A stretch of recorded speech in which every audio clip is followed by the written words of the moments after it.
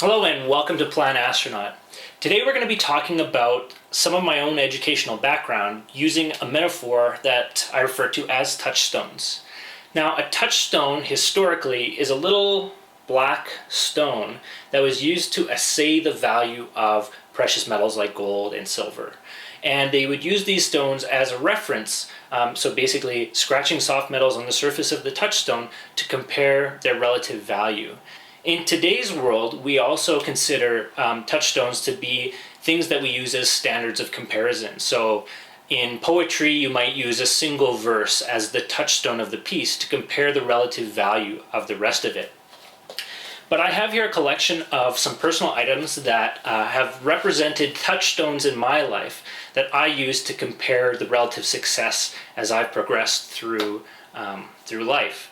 So it was a bit of a challenge coming up with all these and taking a walk down memory lane, but I do just want to share with you a brief history of what it took for me to get to where I am today using these as my tools. So touchstone number one is actually a sweater that my mom made for me when I was 4 years old.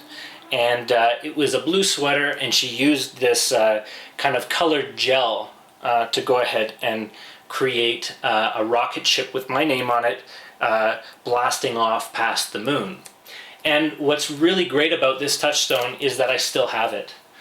Back in 2014, when I was on the high seas Mars simulation, she actually made the sweater into a pillow and shipped it to me there, along with my childhood stuffed toy that I call Buddy.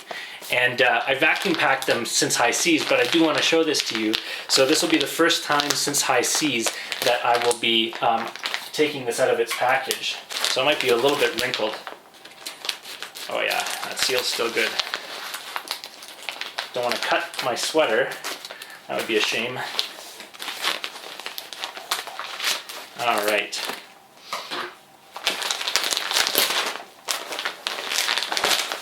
Looks like it was protected pretty well from the elements. Now Buddy is pretty threadbare, so I'm not going to handle Buddy too much here. But the sweater actually is still in pretty good condition. And you can imagine that I'm just a little 4-year-old wearing my favorite sweater again. So set that off to the side for now. That's the first touchstone in my life. And I have to say first, thank you to Lucas Vacha, who actually asked me a little bit about my own history and prompted me to make this video in this way. So thanks, Lucas. I hope that you can find some of your own touchstones in life as well. So the second touchstone I have actually is something that I got when I was about 11 years old. And it's a little pewter space shuttle keychain. And I remember that it was actually during a Canada Day celebration in Kelowna that me and my dad went to see the snowbirds flying overhead.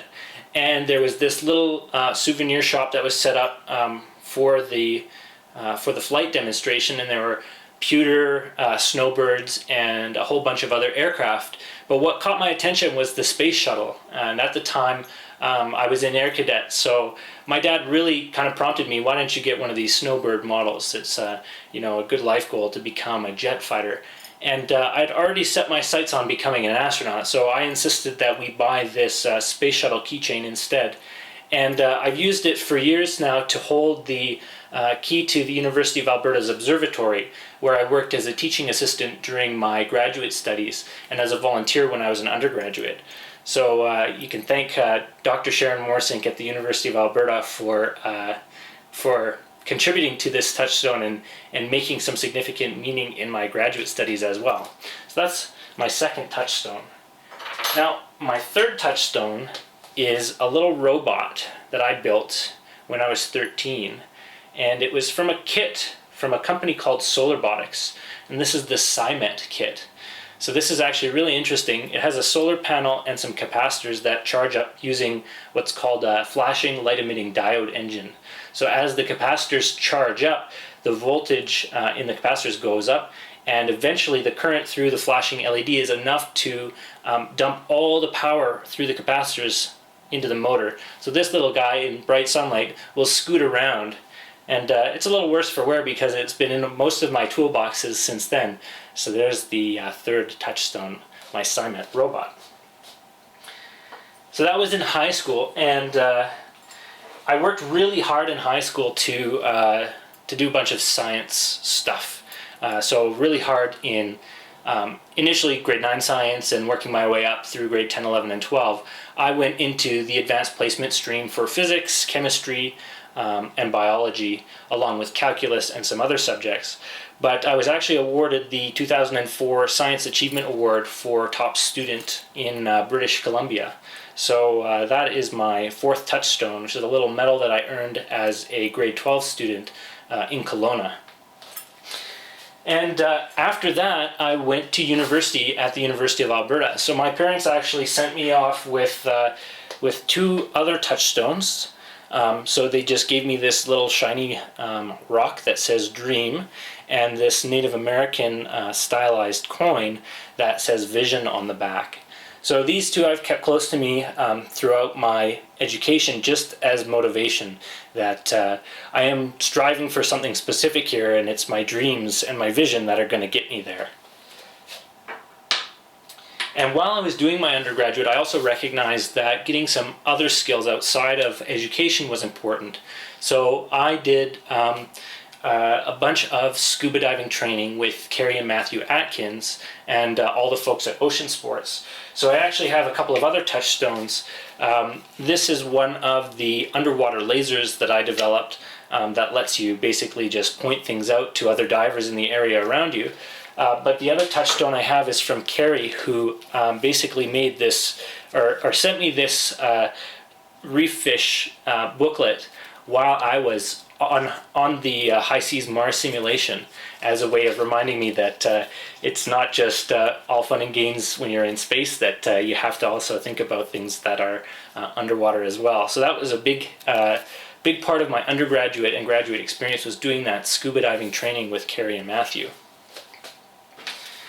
Now, during my undergraduate, I also was very fortunate to work with Al Meldrum at the University of Alberta in his laser lab. And as much as I'd love to show you some of the holograms that I produced in my undergraduate while I was working in his lab, it doesn't look very good on video. So instead I have something a little easier to see, which is this birefringent calcite crystal.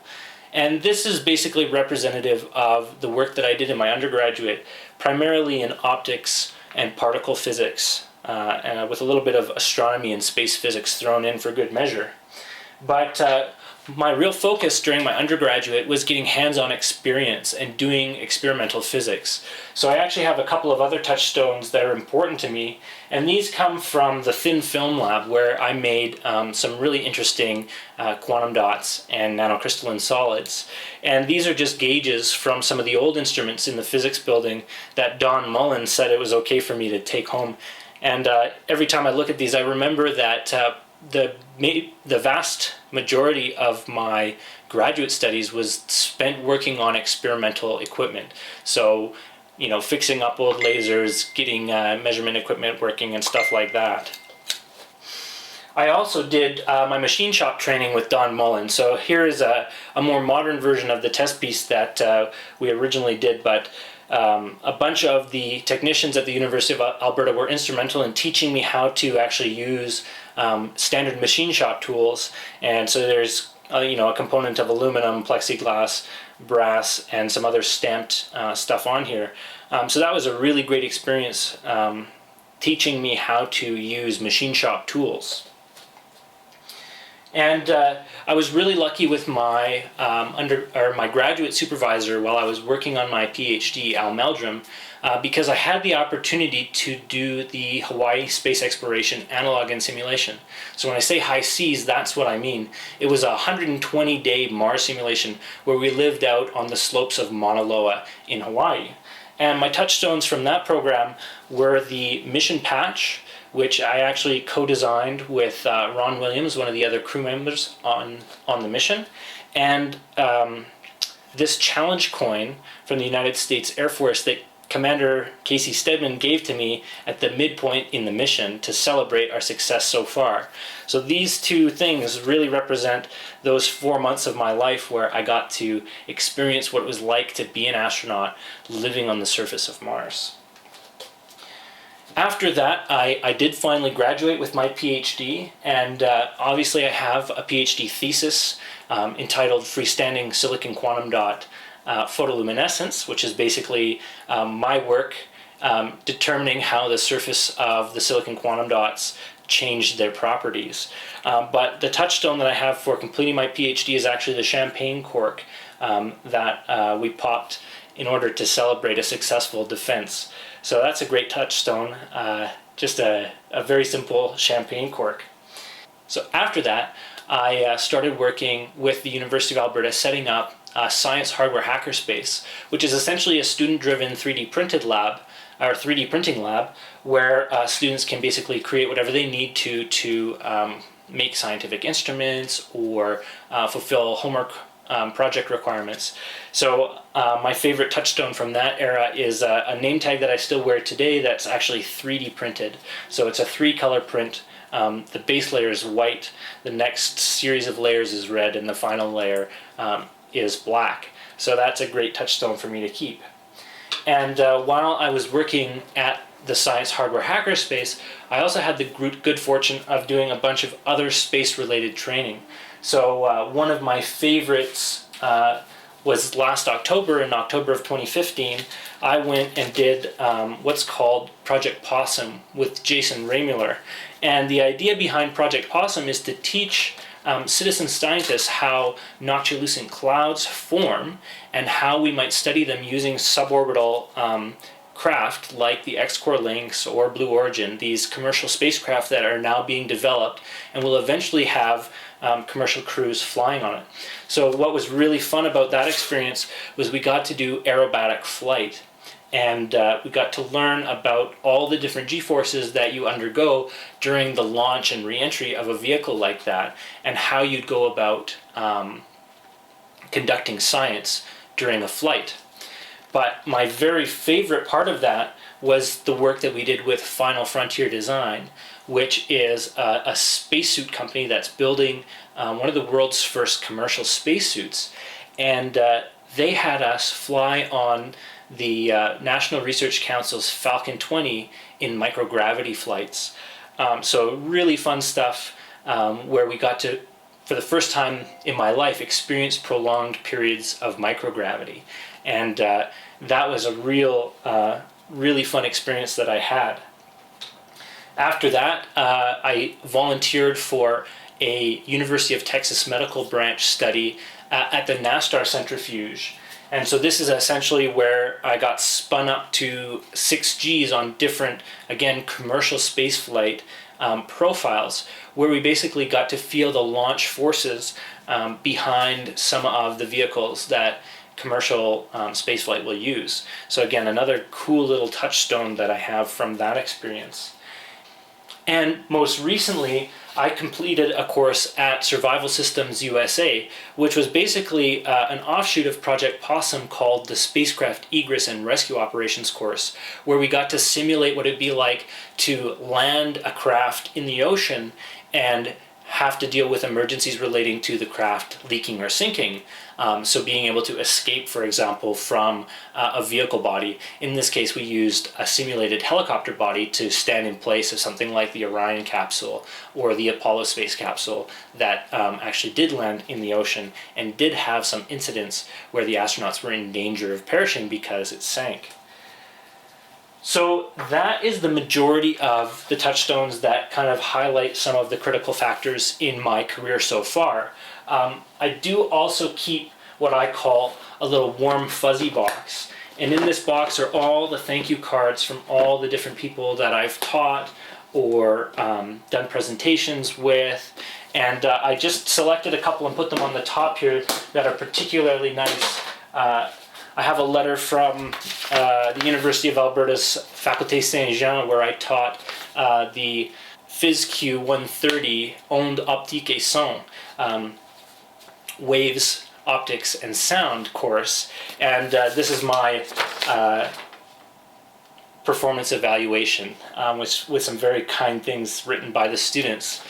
And then again, I do a lot of different presentations for kids. So often we talk about developing colonies on Mars or living in space, and I get these great cards from them thanking me for that. And I really enjoy, especially the ones that are handmade, that are, you know, thank you, and all the students in the class who got to see me there. So those are my touchstones. And I think it's important that everybody keep their own touchstones to kind of remind them of their own accomplishments. Because sometimes we forget all the trials and tribulations that we've been through in order to get to where we are. And even if we don't succeed, it's important for us to recognize that we've had success along the way.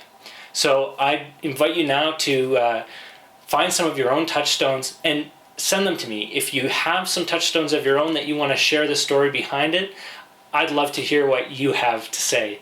So that's it for today.